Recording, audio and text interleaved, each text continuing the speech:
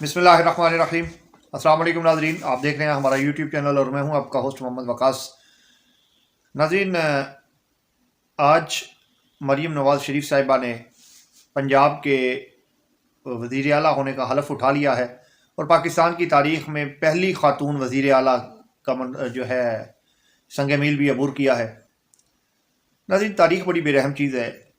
لوگ کوئی بات کرتے ہیں اور مستقبل قریب میں خود جس کو وہ پہلے غلط کہہ رہے ہوتے ہیں پھر اس کے اوپر عمل کرتے ہیں۔ اور جب سے یہ میڈیا عام ہوا ہے، تصویر کی دنیا آئی ہے، ویڈیو کی دنیا آئی ہے، تو آپ کو شرما دینے کے لیے آپ کی پرانی ویڈیوز دکھائی جاتی ہیں۔ پھر وہ پنجابی کی ایک کہاوت ہے کہ ایک جھوٹ چھپان لئی 100 جھوٹ بولنا پیا، تو پھر آپ کو 100 جھوٹ بولنے پڑتے ہیں۔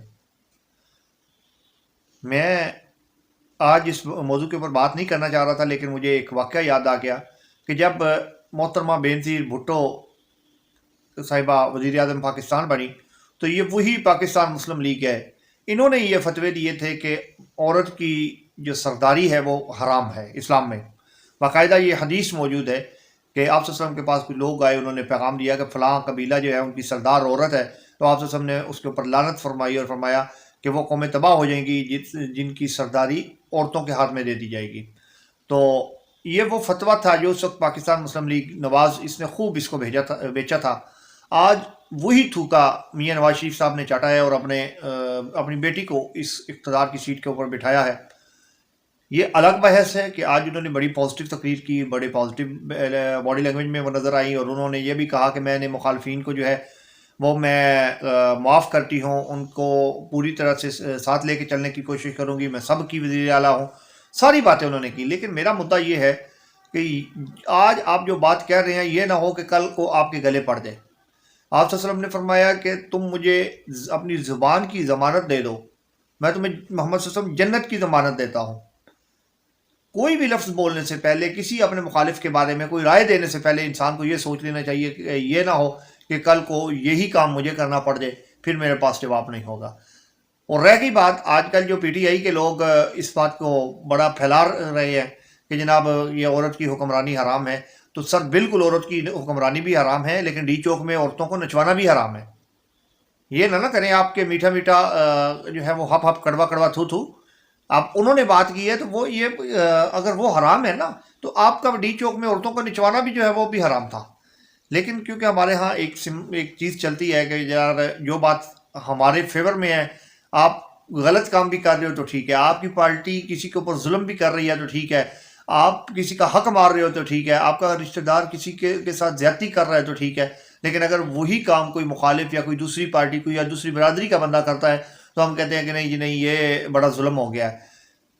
ہم بحیثیت مجموعی ہمارے ایمان مشکوک ہو چکے ہیں، ہم دوسرے کے بارے میں کوئی اور قانون چاہتے ہیں، اپنے بارے میں کوئی اور چاہتے ہیں۔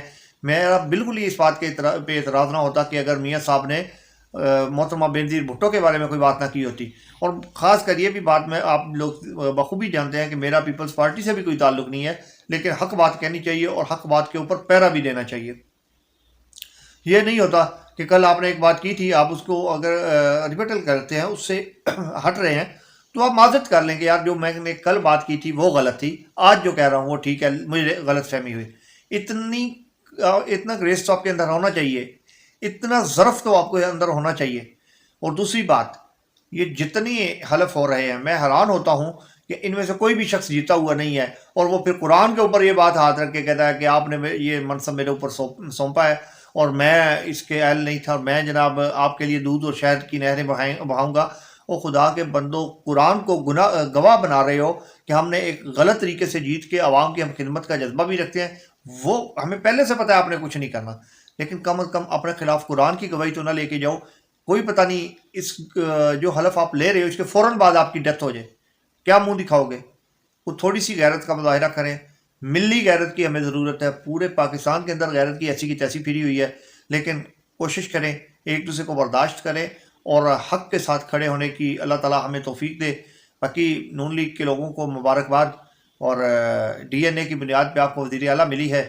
انشاءاللہ اب اگلا آپ کا وزیر اعلیٰ جو ہوگا وہ جنید صفدر ہوگا، اور اس سے آگے بات چلتی جائے گی۔ اللہ تعالیٰ آپ کا حامی و ناظر ہو۔ کل ایک نئے ٹاپک کے ساتھ حاضر ہوں گے. کل تک کے لیے اجازت دیجیے. والسلام. اللہ حافظ.